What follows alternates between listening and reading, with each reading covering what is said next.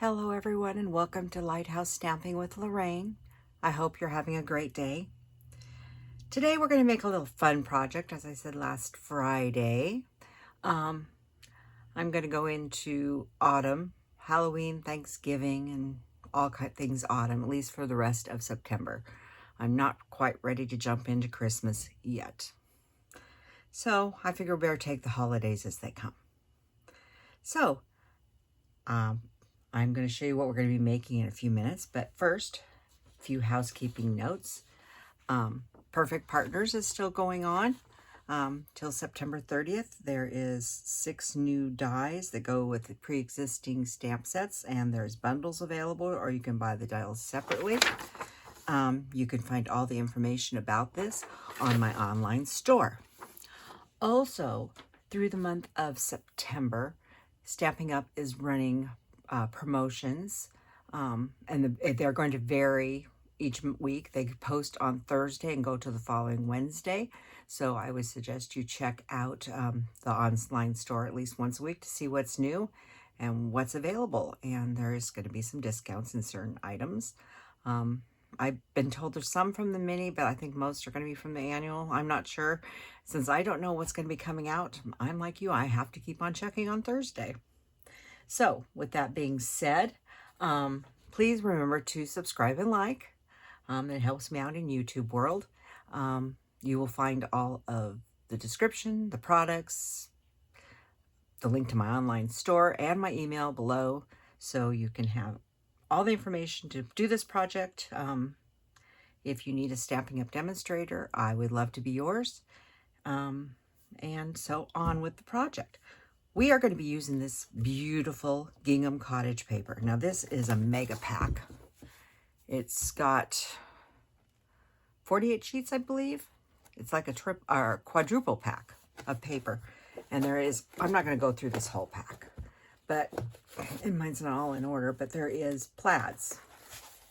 Big plaids, little plaids, checks, lots of different colors, blacks, greens, more black, black and pink, yellows, oranges, Cajun craze, red, and more black. It's massive, and it's a great value, and it's very good, heavy card DSP. I love it. So we're going to be using this today. We're also going to be using a couple stamp sets. We're not doing a lot of stamping. We're doing a lot more die cutting than stamping today. We are going to be using Hello Harvest and Scary Cute. Now, I'm going to show you in a minute the parts we're using out of these, because we're really not making anything that's on these, per se. We're going to be making something else. So I'm going to show you that right now. When I went to look for, I'm a firm believer that there has to be a proper jack-o'-lantern. And we didn't have a proper jack-o'-lantern this year. So I decided I had to make my own, and so I decided to make a little jack-o'-lantern treat box. So this is what we are making today, and there's a jack-o'-lantern on both sides. The box is a really nice size, and you know, I did not write the size of this box down, so we'll do it right now. It is 4 inches across and 1 3/4 this way and 1 3/4 this way. So it's a nice deep little box with a handle. Makes a little treat bag. Very cute. So we're going to make this again. Now I thought about flipping my paper over and using the orange, but the orange against the orange jack-o'-lantern just did not do it for me. So we're going to make this box today. And so what I used from Scary, well, we'll do help. I used the pumpkin and the dies. And I used the dies to cut out the little whirlies here. I still don't know what those are called, but we're calling them whirlies. And then out of Scary Cute, I needed things to make the face. So we're using the small bat dies, the moon for his mouth, and that is a black dot mat for his nose. Now you can make him scarier than this. I did not want scary. I wanted cute, and I wanted a nice jack-o'-lantern. So, but you can do whatever you want from this. we're going to be using brads that are from the annual calendar. Now these are not, this one is not from the old, these are some old brads we had a really long time ago. And so I was trying to see if I had enough of those, but we'll be using the black brads that we have in the current annual catalog. So to make the next box. So let's get on with the project.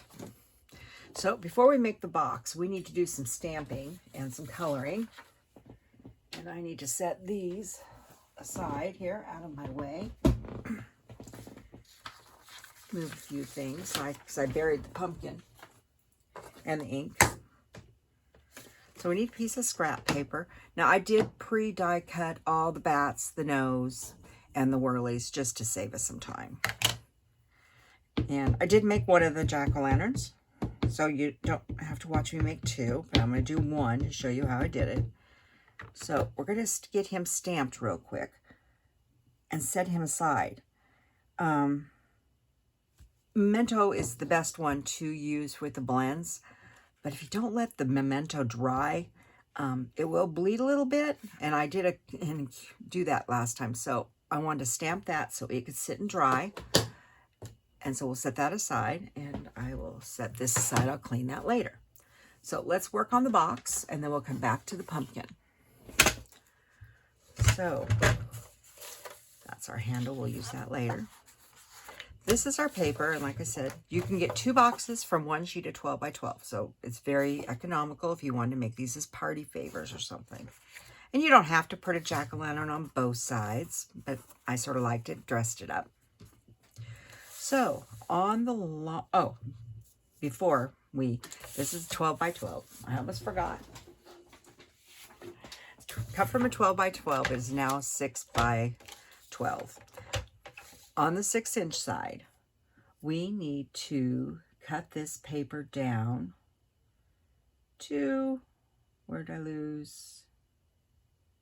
Sorry, just one moment. I lost my dimensions. To 5 3/4. So we're basically cutting off a 1/4 inch. And this is mostly white on this side, so I'm going to flip my paper here because I want some of that black, because this is going to make up part of our handle. And it's a very tiny little piece. We'll set that aside. I'll set that with the black piece I've already cut. So you cut that down first. You don't need to score that piece. Then we'll put that back on. And this white, there's big white on either end, so it doesn't matter. And say I put the big white there. Decide what you want. And if it's directional, of course, you want to make sure your paper is going this way. This is not directional, obviously. And on the 12-inch side, we are going to score at 4, 5 3/4, 9 3/4, and 11 1/2. Then we're going to flip it and score at 1 3/4. Just like that. And the scoring is done. So let's get rid of the scoring board. Grab my bone folder as I twist everything all over the place. And we are going to, there's lots of plaids and stuff, and you could choose it, whichever one you want to use. This box goes together very quickly.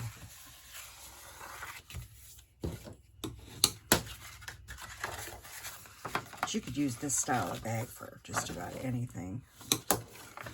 Oh, it's going to put some nice Halloween treats in it, but I haven't been to the store recently, and I was also afraid if I bought the Halloween treats, I might eat them.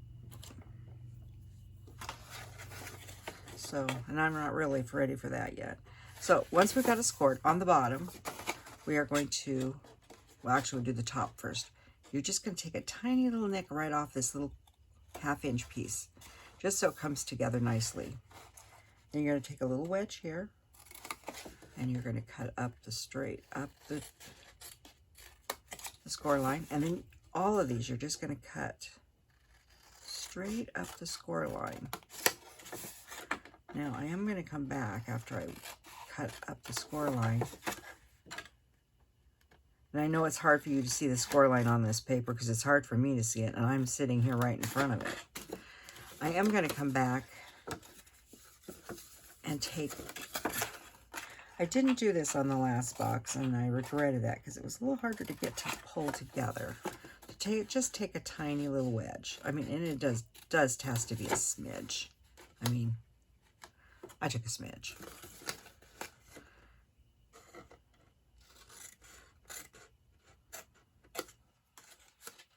Just to give it a little extra wiggle room in there so there's not quite so tight at the bottom. And there's all the ways, not much. So that's the box, and like I said, there's just little legs there. So we're going to do this piece first, and I'm going to grab my tear and tape. And guess what? That other roll I had last week finally ran out. I told you it was on. I thought it was going to go. It was about when I ended last week. I didn't know when to use it to make that box.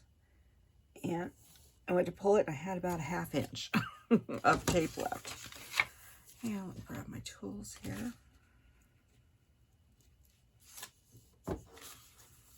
And then just fold this straight over like that. There's the box. And this, where the seam is, the back. So we're going to flip that over. This will make this my front, so I'm going to flip that so I don't use it. I'm going to go ahead and put a little glue on this. And you know I like using glue. But you can use tear and tape. You can use seal. If you're going to print anything heavy, I use Seal Plus. And then line this up so you're right square. Everybody's square. And I just noticed I got quite a little ridge right here on this box. If you get a little ridge and you think it's going to interfere with the box, there is nothing wrong with cutting that little ridge off, because your box will close and sit a lot nicer. Oop. And we'll pop that down. Nice and square. It's one thing with glue, you've got a little wiggle room, and it does strengthen the paper a little bit. Then we'll flip it over.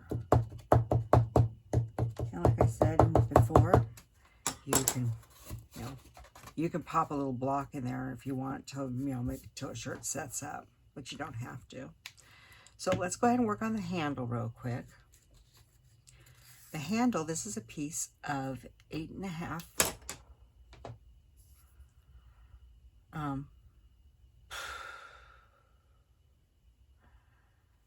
I did not write the dimension down of how wide this was. It's 3/4 inch. Sorry, it's 3/4 inch by 8.5 or 8 inch. Let me start over. It's 3/4 by 11 inches. It's early, not that early. I should be awake. I'm actually filming this on Labor Day morning. I know you're going to see it a week later, but I'm trying to get a little ahead. So anyhow, we're going to use this piece here. And yes, this is not too long, but this piece is too long.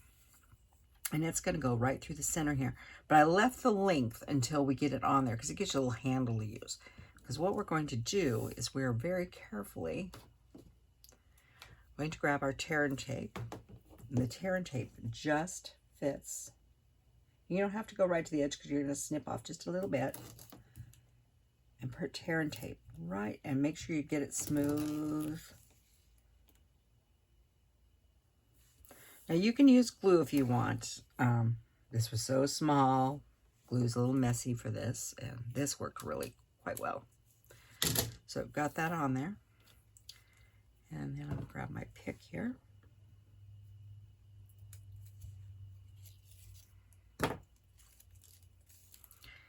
And then I'm going to line this up on my grid. And what I'm doing is I'm actually putting it in the center. These are 1/2 inch grids on this one.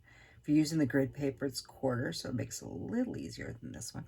But I'm sort of centering these in the middle of my grid here, so that when I come straight down on this, on the line, that should be pretty much in the center.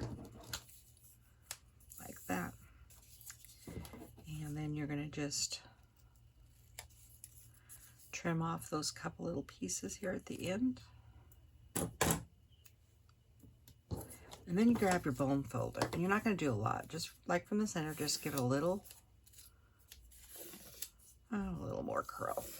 Just give it a little bowing in here. Makes it a little easier when you do this. Now, the handle, let me grab my brads. I set out 2 brads. They're right here. Very tiny. That's why I'm sitting separate. I'm going to grab my take your pick tool.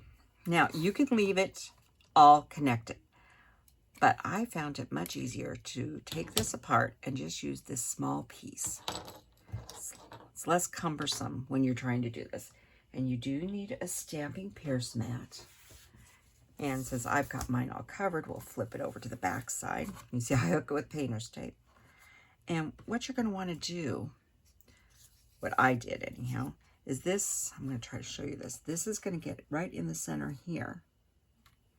And then this one will go on here, and then we'll put the things in there. To make it easier to hold this, I grabbed a glue dot, which I did not grab out of my bag. There we go, glue dots.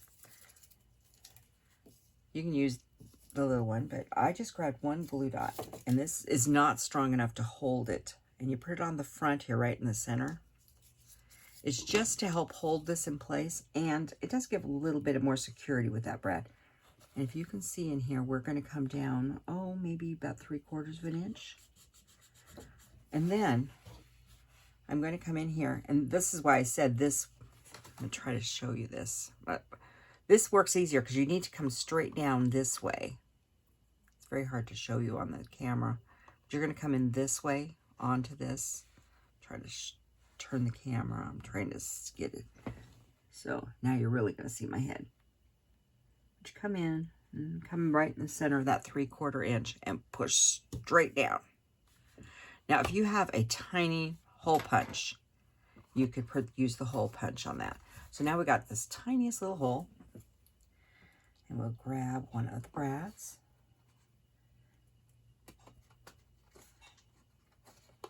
And then this is going to be also hard. You just need to flick open the little pieces of the brad. And once you get it going, then I usually grab my bone folder and push it over. I know it's hard to see something going on the inside, but that makes our nice little handle. So we'll flip this one over. We'll use another, it's all over. Grab one more glue dot.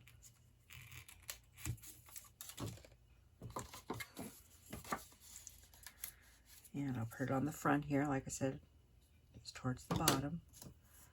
And go in about 3/4 of an inch. Like I said, no one's going to be measuring this, right in the middle.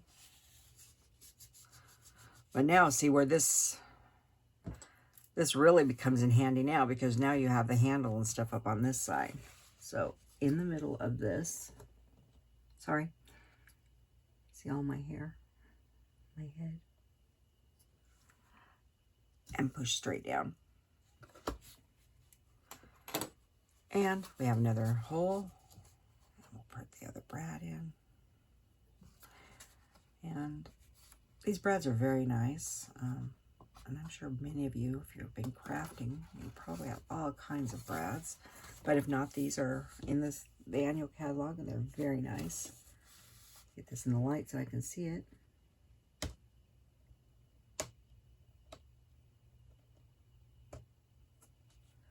Get the 2 legs of that brad separated. Pick works really good to get that done. And then we'll take and use the bow folder to. So the glue dot helps hold it, and they will hold it quite well, but that brad really adds to it. And I made sure my brads are both going the same direction, because they are. So that is the box done. Now we have to finish our pumpkin. So set the box aside. Grab me a piece of scratch paper. Put this back together before it gets way late. So we're not using a lot of colors. We color our lovely pumpkin. Jack-o'-lantern in our case. This is going to be light pumpkin pie.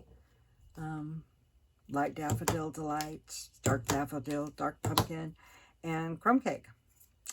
So let's go with the light first. So we're going to start with Light Daffodil. I wanted him to be lighter in the center. So I just came in here, and this is not fancy coloring. I just put a big blob of yellow in the center. Then I came in with the dark and sort of just danced around the outside edge of this one.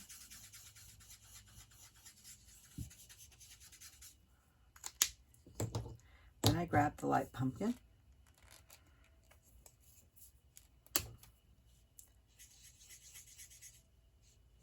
Went over a little bit.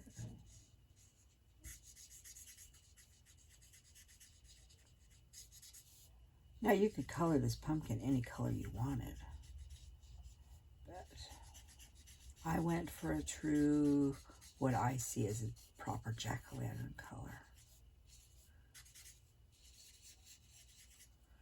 And I'm going to come back in with this yellow again and blend all of this through the center a little more.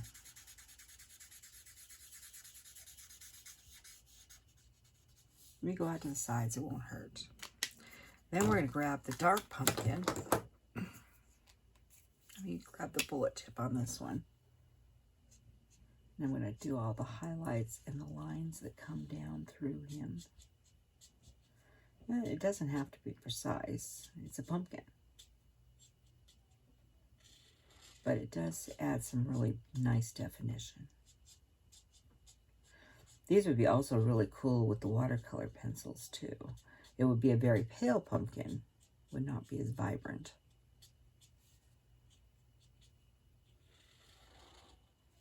I might try one of those later. Like I said, I'm not being real precise on this. I'm just doing it like that. See if there's anything else needs it. Looks pretty good. And then we'll grab the dark, actually the light. And this is so small. I'm going with a small bullet tip in for his stalk. I'm just going to put a little crumb cake in there. And put a little definition in him. And he's all colored. So, and no bleeding because I let it sit for a few minutes. You don't have to let it sit that long. So let's grab little Cranky here.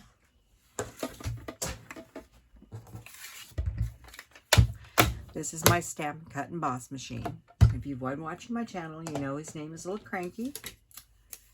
And that's because he has a crank handle and he does get cranky. And I'm going to go ahead and whack off this piece of white paper here before I start, because into the scrap pile it goes. Always need scraps of white. So we'll put him on there, and I will grab my die and a Post-it. And we're just going to cut him out.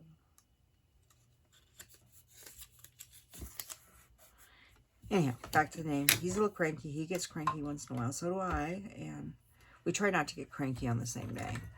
But usually if he gets cranky, then I get cranky.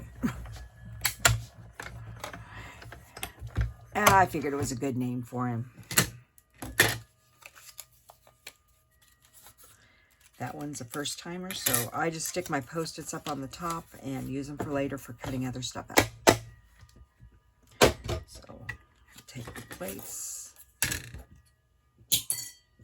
You heard that ting.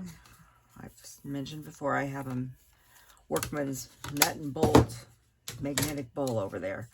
I highly recommend some type of bowl or cup or something to throw your dies in when you're working so you don't lose them. Because if you lose them, you'll be crying.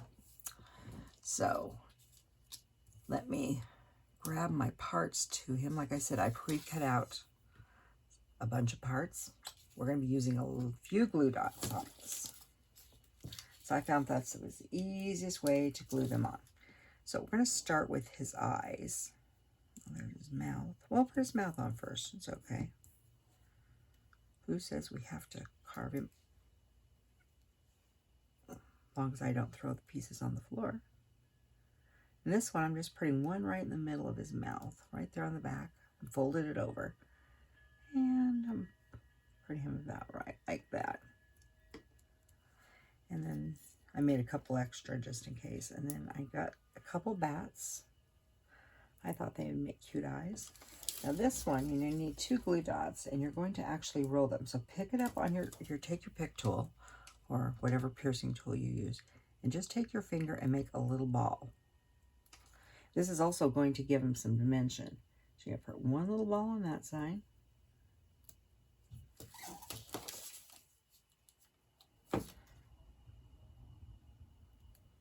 And another little ball on this side. And then while he's all hooked on there, I am sort of at an angle. And then you can just tuck that back under, make sure he's all in so you don't have glue. If one of these is a little on the outside, you can take your embossing buddy and rub over it and the stickiness will go away, or a little baby powder, cornstarch.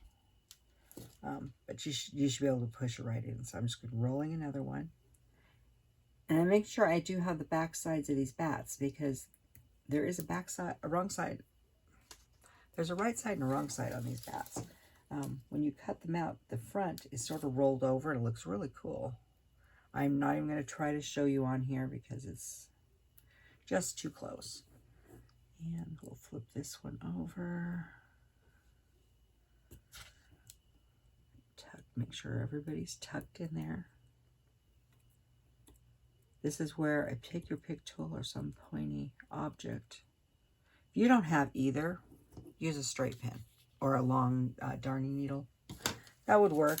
I'd recommend take your pick tool though, because it's just a little easier, and I'm trying to find the garbage can. And then I picked out a couple of these swirlies, and we'll set those back over there. I'm sure I'll make something out of those. And we're going to grab some tape. This is what I found to be the easiest way to put these on. And so I'm just going to do a little dry fitting to see which way I want them to go.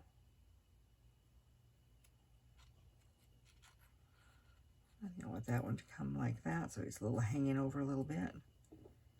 And this one, I think we'll do this way. So get it sort of lined up the way you want. It's not going to hold until you get it all over there. But figure out sort of what you want.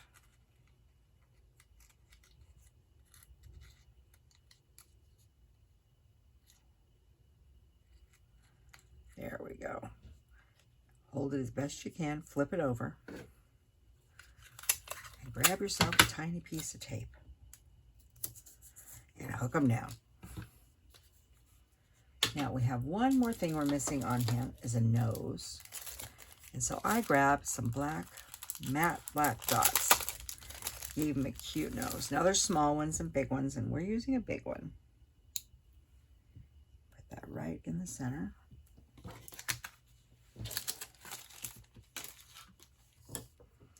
Now, his other friend is over here that I already made. And here's our box. So we're going to flip these two over. And we're going to grab some dimensionals.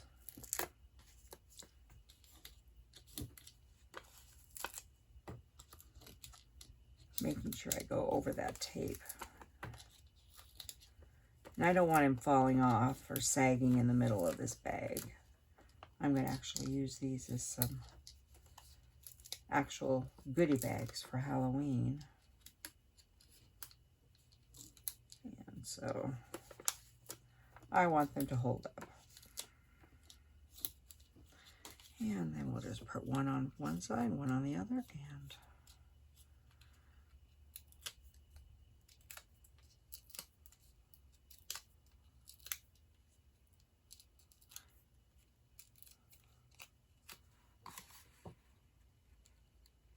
so anyhow, point being, if you want a jack-o'-lantern, look around at your stamp sets. If you don't have Scary Cute, which it is very cute, I'm going to be using more pieces of that set here soon, probably next week. But anyhow, look at your other dies and, you know, what you've got. Because I bet you'll find something in one of the sets that would work for your eyes and your mouth. So there's our bag. All done. Like I said, it's a nice size bag. Would hold lots of treats. Probably more than any of us need. And, you know, I always consider this time of the year into the danger zone. Too many sweets. But anyhow, here's the other one. Like I said, this is the one where I didn't let the memento dry and it bled a little bit. And this one's lighter. So, anyhow, those are the pumpkin bags. So, go out and give it a whirl. It's easy to make. Like I said, a half sheet of DSP, a little bit of cardstock, and you've got a jack-o'-lantern bag. So, have a wonderful day, and thank you for joining me. Please remember to subscribe. If you need a Stampin' Up! Demonstrator, I'd love to help you. My email's below. Please send me an email. I do answer emails. May take a day or so, you know, depends on what's going on, but I always answer every email. So, thank you, and have a nice day. Goodbye.